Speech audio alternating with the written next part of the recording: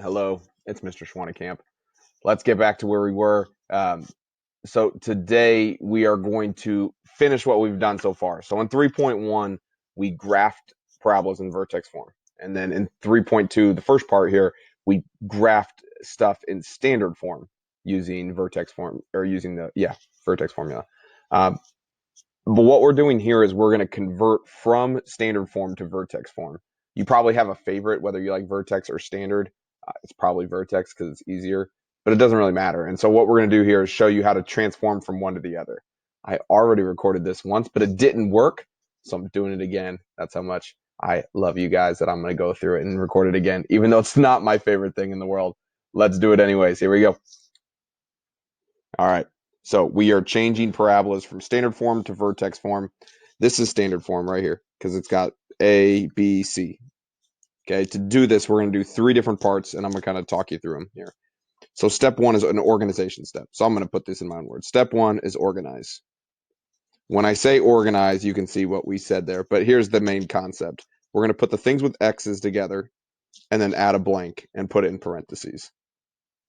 We're going to make our new quadratic right here. 1, 2, 3, 3 parts with the 2 X's given and a new number. All right. In order to balance this equation, we can't just randomly add a blank to an equation, because if you add something to the equation, it's no longer true.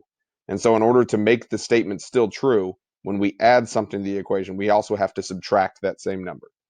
All right. And then we have this constant that was here. It just kind of keeps out there. So that's step 1. That's organizes. X together, add a blank, and subtract a blank. That's basically the organized step. Step 2 is filling in the blank. Okay. So fill in blank. And how are we going to do it? We're going to do it with half of b squared. Okay, half of b squared. That's how we fill this in. So let me show you what we're trying to do here. All right, so we're going to fill in this blank right here because we want it to be a perfectly factorable square root, or perfectly factorable quadratic. So what we're going to do is we're going to take this number right here. We're going to cut it in half, half of b. So half of -4 is -2, and then we're going to square it. So -2 squared is 4. Boom, that's it. But in order to balance my equation, when I write +4 here, I've got to balance it out by putting a 4 in that blank as well, and it's going to be a -4. And so my statement is still true. And it might not make sense to why we're doing that, but maybe it makes a little sense after this next step. Because now what we're going to do is we are going to factor this. We are going to do what this in this problem is called completing the square. I want to get it in this vertex form down here. All right, remember when we did this in the last section? This is for vertex form. X minus something squared plus another number. That's vertex form. We're going to try to make this become this. And so to do that, this is what we're technically going to do. So if you're smart, pay attention here. If this is a little bit too much to you, you can block me out and learn the easy way here in about 60 seconds. All right, so technically what we're going to do with this thing, x squared minus 4x plus 4, what we're going to try to do is factor it. Okay, so we haven't learned factoring yet in this chapter. We'll learn it here in a little bit. But a reminder what that means. I need 2 numbers that multiply to get me 4. And so 2 numbers that could multiply to get me 4 would be 2 and 2. And they need to add to get -4. So what's going to get us there? X minus 2 and x minus 2. And those 2 numbers, when I add them together, get me -4. And when I multiply them together, they get me +4. I factored it. And so we could write it as x minus 2 and x minus 2. Or instead, we are going to write it as x minus 2 squared, because there's 2 of them. And so what we're going to do is take this and make it into a square, hence the name completing the square. All right. And so if that was a little bit too much for you, everyone pay attention to me, even if you struggle with factoring. Here's all you got to do. Take this number, cut it in half. X minus 2 squared. That's the same thing we did a second ago, right? Look at what we did. We factored it, x minus 2 squared. Every time it is going to simply be take this number, cut it in half. So it's going to be x minus 2 there. You could think about factoring or just cut it in half if that makes you feel better. And then -4 and -3, it's -7. And so the reason we do that is now it's in the really easy vertex form. What's my vertex? Well, we change the sign. We keep it the same. My answer is 2, -7. Boom, done. Is that a max or a min? Hey, that would be a minimum. You don't need to know that here, but know that it's a parabola that opens up. I know it opens up because my 8 value is positive. But that's what we're trying to do. All right, so again, here's what we did. We organized, we filled in the blank with half of b squared, and then we completed the square with half of b. No, I don't know what I just did there with half of b. There we go. It's late here. That's why I'm doing weird stuff. All right, so that's the main idea here. Let's try it. So let's look at this one. This right now is in standard form. We could do the x is equal to negative b over 2a thing like we did in the last section, or we can do what we're trying to do here, which is put this in vertex form. So again, we're going to start off, we're going to organize. So the x's go together with a blank. That's going to make a quadratic. All right, I've got this plus 1 out here, but then in order to balance the equation, when I add a blank, I got to subtract a blank. That's it. That's step 1. X is together with a blank, whatever constant, bring it down, and then subtract a blank to keep it balanced. That was step 1. Step 2 is fill in the blank with half of b squared. So this is my b. We are taking half of it and squaring it. So half of 6 is 3. 3 squared is 9. So a 9 goes there. Well, this is plus 9, so to balance that, we're going to put a 9 out here, and it's already minus 9 because I wrote it that way. But that is keeping it balanced. So that was step 2. Step 3 is completing the square. X something squared. Remember, technically what we're doing is we're factoring this thing, but all you really need to do is take that number and cut it in half. And so half of 6 would be plus 3. Out here, I'm just going to combine these numbers. 1 minus 9 is negative 8. Done. That's it. So what would my vertex be? It would be negative 3, negative 8. Again, it looks funky, but once you get the rhythm of it, it's pretty straightforward. Let's try number 2. X's together. Add a blank. Throw it in parentheses. What do I got left out here? I got a plus 4, and then to balance this, minus blank. Cool. That was step 1. Step 2 is fill in this blank with half of b squared. So half of b squared. Half of negative 8 is negative 4, and negative 4 squared is 16. If I put 16 here, I got to balance it out, so I'm going to put 16 there. And one's positive, one's negative. Then to finish it, I'm going to complete the square. So to complete the square, I'd take this number, I cut it in half, so it's negative 4. 4 minus 16, that is negative 12. Done. So what would my vertex be? It'd be 4, negative 12. Easy. Easy peasy. Let's do one more just so we get the hang of it. I'm going to go kind of fast here. X's together, plus a blank, minus 5, minus a blank. These are all going to go together. I always like putting it in parentheses. Fill in the blank with half of b squared. So half of 4 is 2. 2 squared is 4. To balance it out, I'm going to 4 out there as well. Then I'm going to complete the square.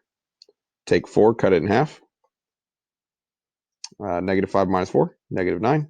My answer is negative 2, negative 9. You could do, again, if I did x is equal to negative b over 2a. All right, well, negative b would be 4. Cut in negative 4 divided by 2 times 1. Oh, that would get me negative 2. Oh, yeah, look, same thing. Okay, and if I wanted to, I could then take this negative 2 and plug it in. So if I plugged in a negative 2, plugged in a negative 2, negative 2 squared is 4, minus 8, minus 5. Guess what that is? It's negative 9. Negative 2, negative 9. You can do it the way we did it in the last section. This involves a little bit more math. This involves, well, a little bit more like arithmetic. This involves a little bit more of an algorithm. There's nothing wrong with either way. Both ways get you the same thing, that they get you the vertex. If you want to do it this way and then rewrite it in vertex form in the end, good for you. Okay, they're both the same thing. Don't let this be weird. All right, backside, a little bit tougher. What happens when there's a number in front of x? Okay, when your a value is not 1. So we're going to approach this number the same. The only thing that's going to be different here is if there's a number in front of my x squared, like this one right here, I need to get rid of it out of my x's. And so when I see that 2 in front of my x squared, I've got to think I need to take both of my x's and divide by that leading coefficient. So here's what that means. I'm going to factor it out in front. So it's like I'm dividing both things by 2. So if I divide 2x squared by 2, I'm left with x squared. I divide 12x by 2, I get 6x. then everything else is going to be the same, kind of. There's my setup. That was step 1. Step 2, fill in the blank with half of b squared. Half of b squared. So half of 6 would be 3. 3 squared is 9. It looks like I just wrote the number 9 there, but I didn't. That's weird. I'm not putting a 9 right here. That's not what's going there. All right. Instead, think about, I wrote this 9, but it's inside of parentheses and there's a 2 in front. So it looks like I wrote a 9, but what I really wrote was 2 times 9. And so this 9, it looks like 9, but it's really 18. And then to balance me adding 18 to this equation, I need to subtract 18. So I got to subtract 2 times 9 out there. A little bit different, but you just got to remember, hey, it looks like I'm putting a 9, but there's a 2 in front, so I got to distribute it. From there, everything's the same. Complete the square. I'm going to take 6. I'm going to cut it in half. Now here I've got 12 minus 18, negative 6. So what would my vertex be? Negative 3, negative 6. Remember, change the sign, keep it the same. This is what we're trying to do every time. Sometimes maybe I'm making you miss that. That's what we're trying to get to. I'm writing the vertex just because. Because if you get to vertex form, you might as well write the vertex. All right, let's look at number 5. There it is. All right, looking at number 5. All right, cool. Here's my x's. Oh, there's a 3 in front, so I'm going to divide everything by 3. Or at least the x's by 3. So I'm going to pull that 3 out in front. Excuse me. X squared minus 8x plus a blank. We got this plus 37 out here, and I got to go minus a blank. That's organization. Step 2, cut it in half. Square it. Half of 8 is 4. 4 squared is 16. It looks like I wrote 16. I didn't write 16. I wrote 3 times 16. And so to balance that out, I got to go 3 times 16 out there. That's really annoying when it deletes my parenthesis. All right, but again, I wrote 16, but it's really 3 times 16, so I got to balance it that way. At that point, now I'm going to complete the square. So it's y equals 3, x something squared. 37 minus 48, that's negative 11. You can use your calculator, that's fine. Here I'm taking that number, cutting it in half. Half of negative 8 is negative 4. So my vertex would be 4, negative 11. Now, what would be different about these? Well, they're stretched a little bit. Instead of a pattern of 1, 3, 5, I had a pattern on this one of 2, 6, 10. And on this one, it'd be 3, 9, 15. That's all we're doing differently. So don't let that be strange to you all of a sudden there. All right, last one. Last one's a little bit more challenging. It's not, though. It's the same thing. As long as you follow your rules, you're good here. All right, so we've got a 3. Let me zoom in. I've got that negative 3 out in front. So I don't want anything out in front. So I need to divide both those numbers by negative 3. And so that's what makes this a little bit trickier. So I'm going to take a negative 3 out. So if I take a negative 3 out of negative 3x squared, it's just x squared. If I take a negative 3 out of 6x, it's now going to be negative 2x. Don't forget that negative sign. It matters. Yeah. So I've got this minus 2, and I'm going to balance this thing by going to minus sign there. That was step 1. Step 2, filling in the blank. Half of b squared. Half of negative 2 is negative 1. Negative 1 squared is 1. Students often write 2 there. Remember, negative 1 squared is 1. So I'm putting a 1 there. It looks like I wrote 1, but I really wrote negative 3. It's really negative 3 times 1. So notice what's going to happen here. This is going to become a plus sign because it's minus a negative. And so when we complete the square here, it's negative 3x squared. I'm taking this number and cutting it in half. So it's negative 1. And then this one, it's negative 2 plus 3. So it would be plus 1. All right, so that's my setup. Now we're going to take this thing and graph it. I don't care how you graph it. All right, if you want to do negative b over 2a, do it. I'm going to do it this way because it's already set up. All right, so I got negative 1. So my vertex is at 1, 1. So let's go over here and go 1, 1. My pattern, it's a parabola. It's going to open down. Okay, it opens down. How do I know it opens down? I don't know why I wrote opens down with weird stuff there, but it goes like this. How do I know that? Because it's negative in front. Okay, that negative sign tells me it opens down. Normally my pattern would be 1, 3, 5. But it's not 1, 3, 5 now because there's a negative 3 in front. It's going to be negative 3, negative 9, negative 15. So what does that mean? I'm down 1, 2, 3 over 1. Down 1, 2, 3, 4, 5, 6, 7, 8, 9 over 1. Down 9 over 1. Parabola. Parabola. There we go. The negative flipped us down, and the 3 made us skinny. What is this thing? That vertex, is that a maximum or a minimum?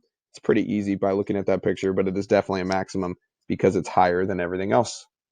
Hope that recorded this time because I definitely don't want to do that a third time. Hopefully it makes sense. If not, ask me questions. Thanks, guys.